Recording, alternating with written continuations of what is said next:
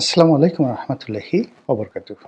সম্মানিত দর্শক, আমার সেই শৈশবকাল থেকেই মুক্তিযুদ্ধের যে ইতিহাস, সেই ইতিহাসের কতগুলো বাস্তব নমুনা দেখার সুযোগ হয়েছিল। আমার যে বাড়ি ফরিদপুর জেলার সদরপুর উপজেলাতে।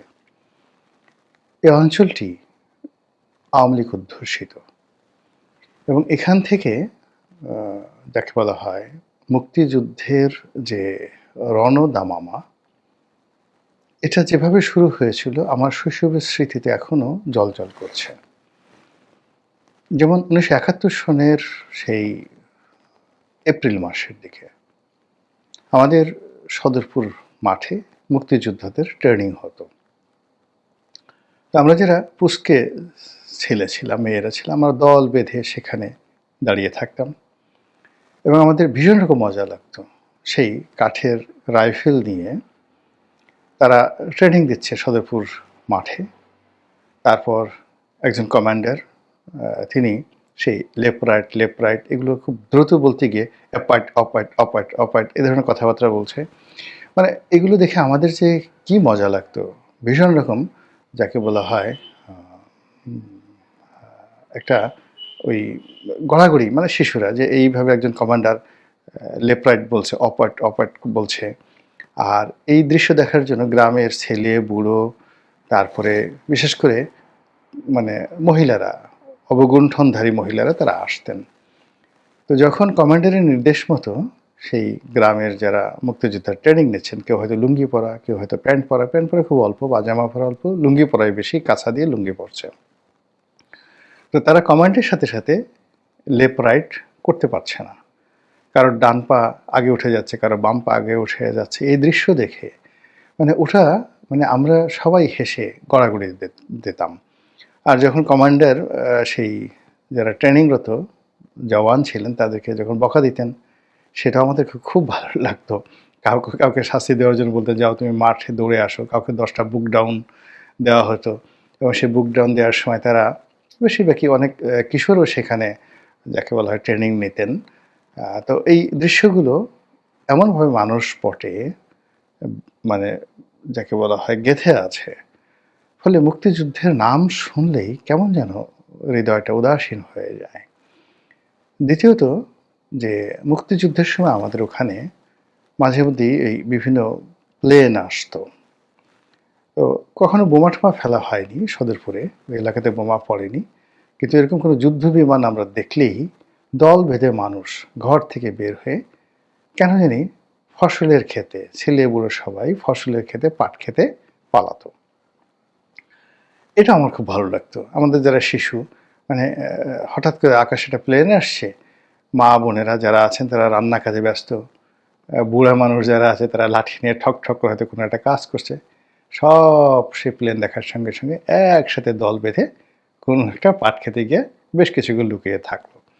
এরপরে যখন কিছু ঘটল না, বের হয়ে এসে কি হাসাহাসি, একে অপরকে গুতোগুতি। সেই দৃশ্য, সেই দৃশ্য।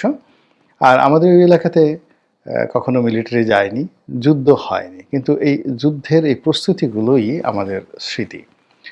পরবর্তীতে যখন বড় হয়েছি, বড় হওয়ার পরে যে সকল এলাকাতে মুক্তিযুদ্ধের সময়টিতে গণহত্যা হয়েছে, খুন হয়েছে, ধর্ষণ হয়েছে, বিশেষ করে ঢাকা শহরে, এই দৃশ্যগুলো দেখার পরে, জানার পরে ওই যে আমাদের মুক্তিযুদ্ধকালীন সময়ের যে অনুভূতি, এই দুটো মিলিয়ে কেমন যেন একটা বেদনার যাকে বলা হয় নকশিকাঁথা হৃদয়ের মধ্যে তৈরি হয়ে যায়।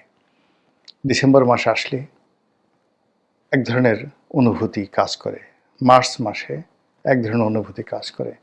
বিশ্বাস করেন আমি তো মানে ওই শিশুকালে দেখেছি। কিন্তু এই যে ২৬শে মার্চ বা ১৬ই ডিসেম্বরে যে সকল রাষ্ট্রীয় অনুষ্ঠান হয়, সেখানে মিলিটারির যে প্যারেড, সেটা বিডিআরের হোক কিংবা সেনাবাহিনীর হোক, পুলিশ বাহিনীর হোক কিংবা উপজেলা পর্যায়ে যে প্যারেডগুলো হোক, অসংখ্য প্যারেডে আমার উপস্থিত থাকার সুযোগ হয়েছে।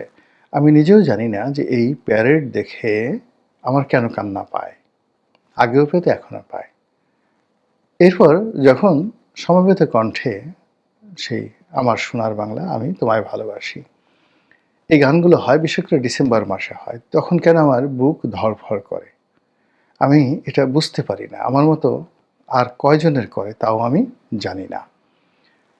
তো যেটা বলছিলাম যে এই মুক্তিযুদ্ধ আমাদের দেশে সাহিত্য তৈরি করেছে, মানুষ তৈরি করেছে, অনেকগুলো যাকে বলা হয় গালি তৈরি করে ফেলেছে, অনেকগুলো শব্দের অপভ্রংশ তৈরি করে ফেলেছে, অনেকগুলো বাগধারা তৈরি করে ফেলেছে এবং সেইগুলোর মধ্যে রাজাকার, আলবদর আর শামস এই শব্দগুলো মানে এমন অবস্থা হয়ে গেছে যে এখন বাংলাদেশের কোনো মানুষকে যদি আপনি বলেন, "এই তুই একটা সির", আপনারা তো সির বুঝেন পেটের মধ্যে থাকে, "তুই একটা কৃমি, তুই একটা গুঁড়ো কৃমি", কিংবা আরও বাজে একটা শব্দ আপনি বললেন, "তুই নাকের সর্দি, তুই কানের ময়লা, তুই থু থু, তুই চোখের যে ময়লা আছে ক্যাতর বলি আমরা, তুই ক্যাতর", যে কোনো একটা বুড়ো মানুষকে যদি আপনি এই কথা বলেন, সে কিন্তু রাগ হয়ে যাবে, ভীষণ রকম রাগ হয়ে যাবে যে আপনার চেহারাটা কফের মতো, আপনার চেহারাটা থুথুর মতো, আপনাকে দেখলে সেই নাকের সর্দির মতো মনে হয়। একথা আপনি বলে দেখেন, যে কোনো বুড়া মানুষকে বলবেন, যুবক মানুষকে বলবেন, আর্মির জেনারেলকে বলবেন তার সামনে গিয়ে, দেখবেন সে কিন্তু আর মেজাজ ঠিক রাখতে পারবে না। তো এই সকল নোংরা কথাবার্তা বলার সঙ্গে সঙ্গে আপনি যদি কাউকে কোনো পশুর বাচ্চা বলে আপনি গালি দেন, যে কোনো পশু আপনার যেটা ইচ্ছা সেটা গালি দেন, তবু আপনি যে কোনো মানুষকে আপনি দেখবেন যে তার মেজাজ গরম হয়ে যাবে যে আমাকে পশুর বাচ্চা বলেছে। তারপর যদি তার বাপ মা তুলে গালি দেন যে তোর বাপ অমন পশু ছিল, ওটা ছিল, বা এই কাজ করেছে, যে ধরনের এখন মানে অনেকগুলো টুকাই ইউটিউবার যে সকল বাজে কথা বলে, ওই ধরনের বাজে কথা যদি বলেন, সামনে সামনে মেজাজ গরম হয়ে যাবে। তো এই সকল গালাগালির চাইতে সবচেয়ে নির্মম গালাগালি হলো আলবদর, রাজাকার, শামস আর শামস। আপনি বাংলাদেশের কোনো মানুষকে এই গালি দিলে তার মাথা ঠিক থাকে না। মানে আগে যে গালিগুলো বললাম সেই গালির চাইতেও সবচেয়ে বড় গালি হলো এই তিনটি শব্দ, রাজাকার, আলবদর আর শামস। এই কথা বললে যে কোনো মানুষের মাথা খারাপ হয়ে যায়। এত নিকৃষ্ট শব্দ, এত রাগ জাগা নিয়া শব্দ, এত ক্রোধ জাগা নিয়া শব্দ, এত নিন্দিত শব্দ, যে শব্দ আপনার সামনে উচ্চারণ করার সঙ্গে সঙ্গে পায়ের নখ থেকে মাথার চুল পর্যন্ত মেজাজ গরম হয়ে যায়। কিভাবে? দুটো ভাবে গরম হয়। এক হলো আপনি যদি জানেন যে এই লোকটি রাজাকার, তখন আপনার মনে হয় ওকে দুটো চড় বসায় দিই, ওর কানটা আচ্ছা মতো মলে দিই, ওর গালে দুটো খামচি বসায় দিই, ওর পোদের উপরে আচ্ছা মতো কয়েকটা লাথি মেরে দিই, ওকে চিৎ করে শোয়াই আচ্ছা মতো পাড়াই।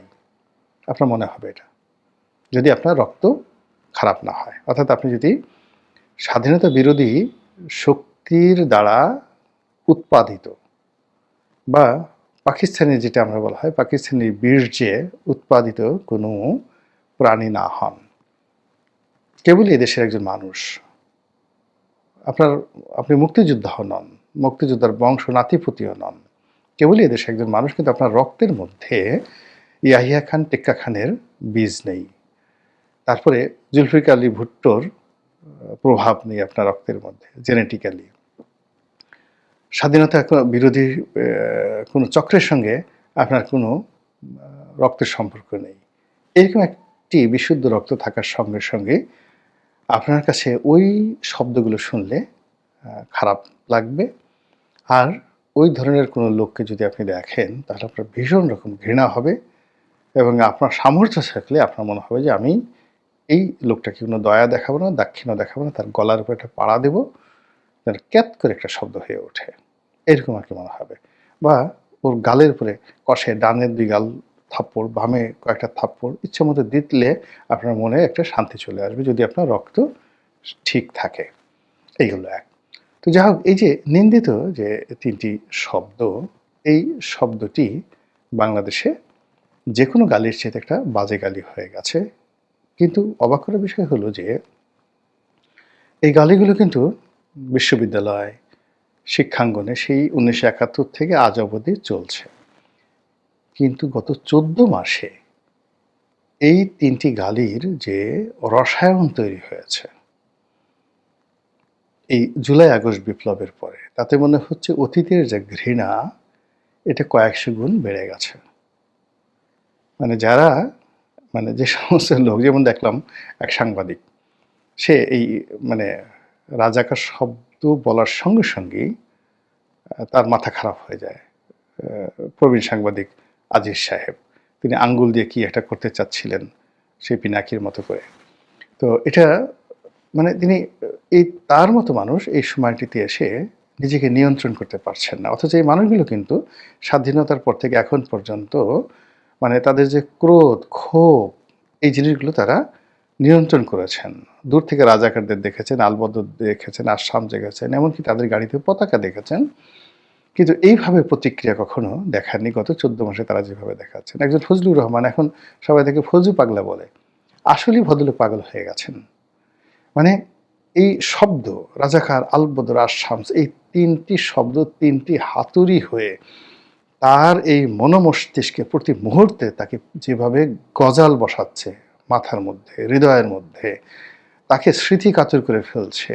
এই সময়টাতে রাজাকার, আলবদর আর শামস মানে তাকে প্রতিটি মুহূর্তে যন্ত্রণা দিচ্ছে, পীড়া দিচ্ছে এবং তাকে সেই ১৯৭১ সালে সেই নির্মম স্মৃতিগুলোর দিকে তাকে নিয়ে যাচ্ছে, যেটি এই ১৪ মাসের আগে কখনোই ভাবে হয়নি।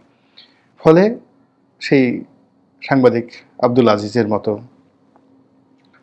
কিংবা সেই রাজনীতিবিদ ফজু পাগলার মতো অনেক মানুষ কিন্তু পাগল হয়ে গেছে, রীতিমতো পাগল হয়ে গেছে। এই গেল একটা। অন্যদিকে মানে আমাদের দেশে একটা লোক আছে না, যে একটা প্রজননের মৌসুম রয়েছে, একটা নিকৃষ্ট প্রাণী যেগুলোকে আমরা সারমেয় বলি, সেই নিকৃষ্ট প্রাণীর যে প্রজননের যে টাইম, সেটিকে আশ্বিন মাসে মানে তাদের মধ্যে একটা কাম ভাব জাগে। পুরুষগুলো পাগল হয়ে যায় নারী সঙ্গমের জন্য, আর নারীগুলো পুরুষের সান্নিধ্য মানে পুরুষ সারমেয় সান্নিধ্য পাওয়ার জন্য রীতিমতো পাগলামি করে। এবং এই যে তাদের পাগলামো, সেই পাগলামের পথে যদি কোনো রকম মানুষ বা অন্য কোনো প্রাণী বাধা দিতে যায়, অমনি তারা একেবারে রয়্যাল বেঙ্গল টাইগারের মতো এসে কামড় বসিয়ে দেয় এবং তাদের সেই কামড়ে জলাতঙ্ক তৈরি হয়ে যায়। তো সেই দিক থেকে প্রতি বছর যখন ২৬শে মার্চ আসে বা মার্চ মাস আসে, প্রতি বছর যখন ডিসেম্বর মাসে আসে, তখন রাজাকার, আলবদর, আশামস তারা তাদের পরবর্তী প্রজন্ম, তাদের বংশবৎ, তাদের রক্ত এবং তাদের আদর্শের ধারক এবং বাহক, তাদের জেনেটিক ইনফরমেশন সহ ওই সময়টিতে তারা যে কাজটি করেছে, অর্থাৎ দেখা গেল যে পাকিস্তানি আর্মি বা রাজাকার, আলবদর, আশামস ওই সময়টিতে যে সকল ধর্ষণ করেছে এবং সেই ধর্ষণের ফলে যে সকল সন্তান উৎপন্ন হয়েছে, তারাও এই সময়টিতে অনেকটা সেই সারমেয়দের মতো পাগল হয়ে যায়। ডিসেম্বর আসলে তাদের মধ্যে কোনো নিয়ন্ত্রণ থাকে না এবং সেই যে নিয়ন্ত্রণহীনতা, সেই নিয়ন্ত্রণহীনতা অতীতে সবসময় আমরা দেখেছি। কিন্তু এবারের যে ঘটনা, সেটা হলো গত ১৪ মাসে যা হলো, গত ২০২৪ সালের ডিসেম্বরে আমরা দেখেছি। আর এবারের ডিসেম্বরে, গত ডিসেম্বরের চাইতেও তাদের সেই যে কাম ভাব, তাদের যে উগ্র স্বভাব, মানে তাদের মধ্যে যা কিছু দেখছি, তাতে করে মনে হচ্ছে যে আমরা আবার সেই ৭১-এর যে নির্মমতা, সেই নির্মমতার যে বাস্তব রূপ ২০২৫ সালে এসে সেই বাস্তব রূপের মুখোমুখি হয়ে পড়েছি। ফলে সমাজ এখন স্পষ্টত দুটো শ্রেণী হয়ে গেছে: স্বাধীনতার পক্ষের একটা শক্তি আর স্বাধীনতার বিপক্ষের একটি শক্তি। একদিকে মুক্তিযোদ্ধা, মুক্তিযুদ্ধ, একদিকে স্বাধীন সার্বভৌম বাংলাদেশের পতাকা, গাঙ্গেয় বদ্বীপ, হাজার বছর বাঙালি সংস্কৃতি।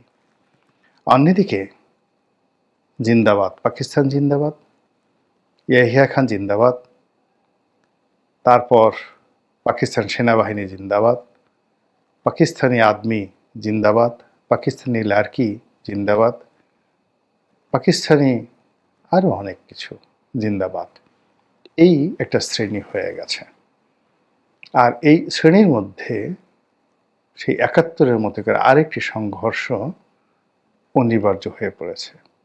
সে সংঘর্ষে কারা জিতবে আপনি আমি জানি না, কিন্তু সংঘর্ষ যে অনিবার্য তার কিছু আলামত আমরা দেখতে পাচ্ছি। যে বিএনপি নেতৃবৃন্দ এই বিষয়টি একটা সময় অর্থাৎ ৭১ মুক্তিযুদ্ধের সময় রাজাকার আলবদর আর শামসদের যে কীর্তি কাহিনী এগুলো ধামাচাপা দেওয়ার চেষ্টা করেছে, সেই বিএনপি এখন ফুঁসে উঠেছে, সাধারণ মানুষ ফুঁসে উঠেছে। যে আওয়ামী লীগ মুক্তিযুদ্ধের ফেরি করে বেড়াতো, সেই আওয়ামী লীগের মুখে এখন আর মুক্তিযুদ্ধের কথা বলতে হচ্ছে না। যে ভারত একসময় মুক্তিযুদ্ধের সময় আমাদেরকে সাহায্য করেছিল, সে ভারত এখন দৃশ্যপট থেকে চলে গেছে, নোমর ভারত। কিন্তু বাংলার জমিনের সেই ধান ক্ষেত, পাট ক্ষেত থেকে শুরু করে নদী নালা, পাহাড় পর্বত থেকে শুরু করে সব জায়গা থেকে কেন বারবার সেই মুক্তিযুদ্ধের ধ্বনি, মুক্তিযুদ্ধের গ্রেনেড, মুক্তিযুদ্ধের অস্ত্রের যে ঝনঝনানি আবার শুরু হয়ে গেছে? ফলে যাদের অন্তরটা কাঁপছে তারা বুঝতে পেরেছে যে এ যাত্রা ৭১-এ রক্ষা পেয়েছিলাম, ৭২-এ রক্ষা পেয়েছিলাম, এ যাত্রায় রক্ষা পাওয়া সম্ভব নয়।